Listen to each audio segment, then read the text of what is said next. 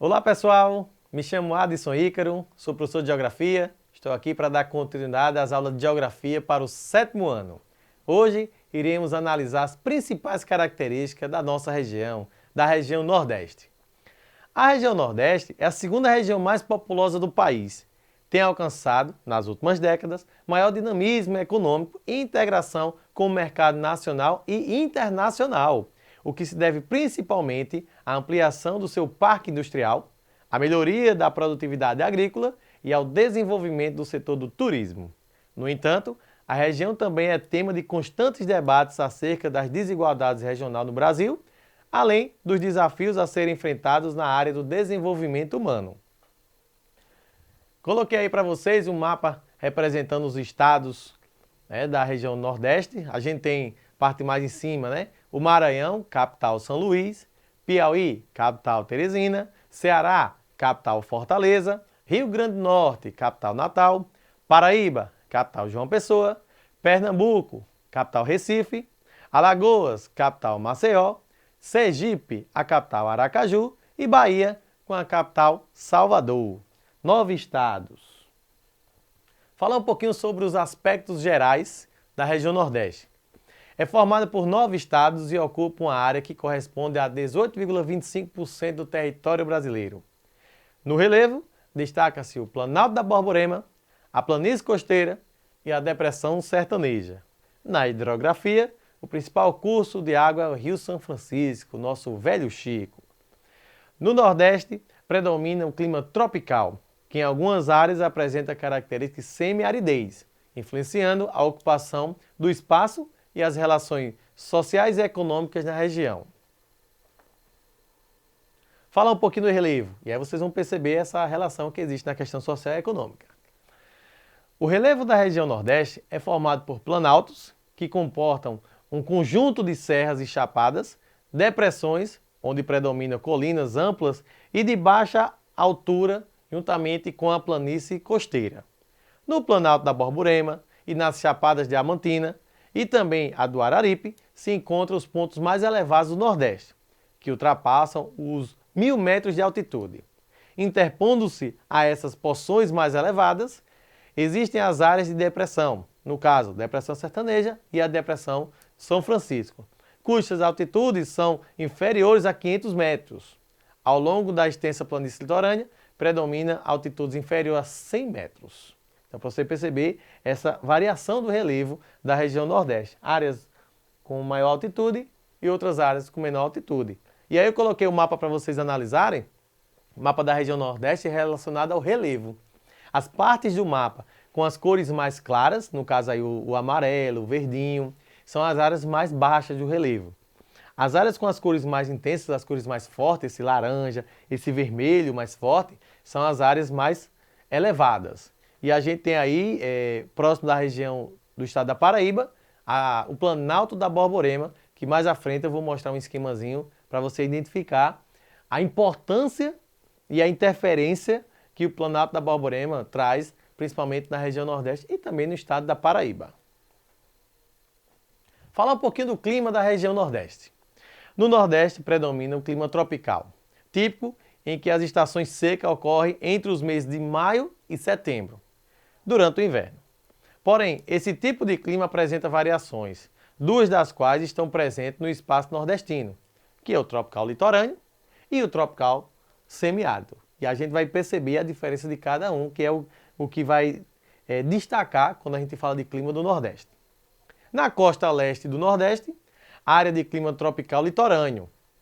A estação chuvosa ocorre no inverno, não no verão, como ocorre no clima tropical típico. Tá? Então já tem uma diferença que vai relacionar aí pela proximidade do Oceano Atlântico. Quanto ao tropical semiárido, a principal diferença está na quantidade de chuva, que é escassa e irregular. Chove muito pouco e de forma concentrada em curtos períodos de longo do ano. A gente tem, por exemplo, Cabaceiro, município do interior daqui da Paraíba, que já foi considerada a cidade que menos chove em quantidade, do Brasil, para você ter ideia. Então, no clima tropical semiárido tem essa característica. A quantidade de chuva é pequena e é irregular. E quando chove é em cantos isolados, específicos lá. A estação seca no semiárido dura de 6 a 7 meses, podendo se prolongar por longos períodos. Então pode acontecer um período de até mais de um ano de estiagem, né, de seca prolongada. Coloquei um mapa aí relacionado ao clima, né, o clima do Nordeste. Praticamente 4 climas. A parte do litoral é chamada tropical litorâneo. Essa parte mais amarelada é o tropical semiárido. A parte mais alaranjada é a característica primordial, que é o tropical. E do lado superior esquerdo tem o equatorial úmido, que já pega aí uma relação com a floresta amazônica, um clima lá da região norte, que está presente também na região nordeste, que é o equatorial úmido. E aí eu trouxe um esquema para vocês entenderem a importância e a interferência que o Planalto da Borborema traz na nossa região nordeste. Então aí está um esquema, né, um perfil da região nordeste, um perfil topográfico no sentido leste e oeste, no sentido aí do oceano para parte do interior do continente. Então na parte do oceano tem as massas de ar, né, que vem carregando essas nuvens carregadas, e aí quando chega próximo ao Planalto da Borborema é como se fosse um obstáculo. Então o Planalto da Borborema ele vai ser um obstáculo que a nuvem vai ter que ultrapassar. Como elas estão carregadas e pesadas, vai ter que chover, né, precipitar, para ela conseguir ultrapassar na altura suficiente para ir para a depressão sertaneja, como vocês estão vendo logo após aí do Planalto da Borborema. Isso é uma das causas que a parte do sertão nordestino, cidades como Patos, como Cajazeiras, Catolé do Rocha, Soledade, tem uma pequena quantidade de chuva, né? A precipitação é pouca, irregular e é isolada ali, né? Bem específica, bem focada.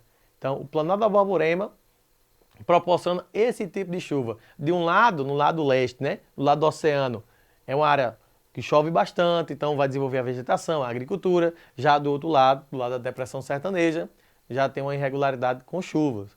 Esse tipo de chuva é chamado de chuva de relevo ou chuva orográfica, que é relacionada a essa questão de interferência do relevo na questão, por exemplo, da chuva no nosso Nordeste. Falar um pouquinho agora da vegetação.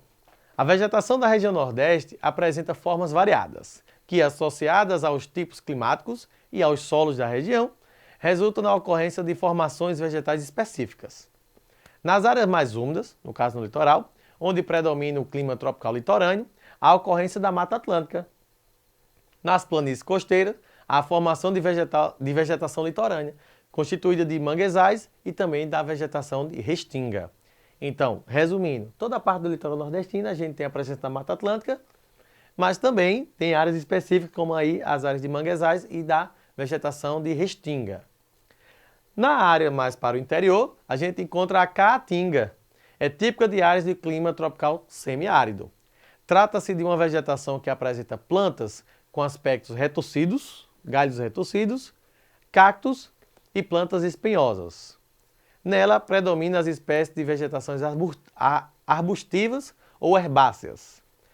As arbustivas, como os cactos, geralmente apresentam folhas pequenas e grossas, de grossa espessuras, juntamente com espinhos, que evitam a perda de água pelo processo de evapotranspiração, que é o processo natural de transpiração e perda de água das plantas através aí das folhas. Então teve até uma adaptação nessa questão de ter uma quantidade menor de folhas e uma quantidade maior de espinhos, até questão de proteção. Entre as espécies de árvores que ocorrem na caatinga, algumas se destacam por continuarem folhadas ao longo da estiagem, como é o caso do juazeiro. Então tem uma raiz que consegue em profundidades até o lençol freático, consegue pegar ali no lençol freático uma pequena quantidade de água e consegue ficar com as folhas aí durante longos períodos de estiagem. Aqui está o mapa aí da vegetação, representada aí na parte do litoral, essa parte mais verde é a parte da Mata Atlântica, ou também conhecida como Mata Tropical. Essa parte rosa do litoral é a vegetação litorânea, que a gente tem a presença, por exemplo, de manguezais e da vegetação de restinga. Essa parte mais alaranjada no central é a caatinga, característica típica do interior. E tem do lado esquerdo, né, do lado oeste, aí tem a floresta amazônica, bem na parte superior, lado esquerdo, e o cerrado também na parte aí esquerda, para você perceber, na parte oeste. Então, temos aí na região nordeste, apresenta a floresta amazônica, do cerrado e da Mata Atlântica, juntamente com a caatinga. São as 4 vegetação de destaque. Outro tema interessante é a hidrografia, estudo das águas, né? A escassez de chuvas no interior do Nordeste tem consequências na hidrografia da região. Durante o período de estiagem, a água dos rios torna-se escassas e passa a alimentar os lençóis subterrâneos, também conhecido como lençol freático, desaparecendo em superfície. A população local, então, obtém água por meio de poços cavados nos leitos dos rios secos ou através de cisternas, como a retratada na foto que eu vou mostrar já já. No Nordeste, predominam rios intermitentes, ou seja, rios cujo o curso de água não é contínuo. Então, quando está no período de chuva, então você encontra lá água no rio. Mas durante o longo do tempo, aquele rio só está lá representando a parte do lençol freático. Não tem água na superfície, tá? Destacam-se no território nordestino as bacias hidrográficas do Rio do Parnaíba e São Francisco, ambos perenes. Rios intermitentes, também chamados de temporários, são rios que no período de estiagem secam. Rios perenes são rios que passam o ano todinho com água. Exemplo, Parnaíba e São Francisco. Os rios que não secam e fluem durante todo o ano. A bacia do Parnaíba ocupa cerca de 21,5% da área total do Nordeste, que abrange Maranhão, Piauí e parte do Ceará. Já a bacia do São Francisco ocupa cerca de 40% das terras da região Nordeste. Lógico, aí envolvendo o Rio São Francisco, a gente tem a distribuição dessa água do Rio São Francisco através da transposição do Rio São Francisco, né? E aí está uma imagem da cisterna, muito utilizada no interior, para acumulação e captação da água da chuva e acumulação da água para a sobrevivência do pessoal, principalmente da zona rural. Não podemos deixar de falar do Rio São Francisco quando fala da região Nordeste, né? Então, o Rio São Francisco, popularmente conhecido como Velho Chico, possui o maior volume de águas e é o mais importante rio da região. É perene, graças à localização de suas principais nascentes, no caso na Serra da Canastra, em Minas Gerais, onde há elevados volumes pluviométricos, então chove muito na área lá da Serra da Canastra, em Minas Gerais. As águas do Rio São Francisco são utilizadas para diversas finalidades: pesca, agricultura, produção de energia elétrica, sem falar da questão do transporte, de carga de pessoas, e também para a irrigação, que é uma parte interessante para a economia. O Vale do São Francisco, a parte da margem do Rio São Francisco, então tem inúmeros sistemas de irrigação ali que utilizam a água do São Francisco, que faz desenvolver toda a região da bacia hidrográfica do São Francisco. O uso intensivo do rio, no entanto, causa problemas ambientais, como o assoreamento, o desmatamento de sua margem e também a poluição, porque muitas cidades ao redor, né, na margem do Rio São Francisco, sem saneamento básico, jogam o esgoto dentro do rio, infelizmente, né? E aqui eu trouxe um mapa para vocês, mostrando aí a dimensão da bacia hidrográfica do Rio São Francisco. Lembrando, o Rio São Francisco é só por onde tem um curso, o leito do rio. A bacia hidrográfica é toda a parte da influência que o rio vai durante o percurso até o final, da nascente até a foz, tá? Então vocês estão vendo aí a Serra da Canastra, ali próximo da represa Três Marias. Tem em Minas Gerais a nascente e vai percorrendo, entrando no estado da Bahia, passa aí a represa de Sobradinho e vai desaguar, passa aí pelo estado de Sergipe e Alagoas até chegar no Oceano Atlântico, tá?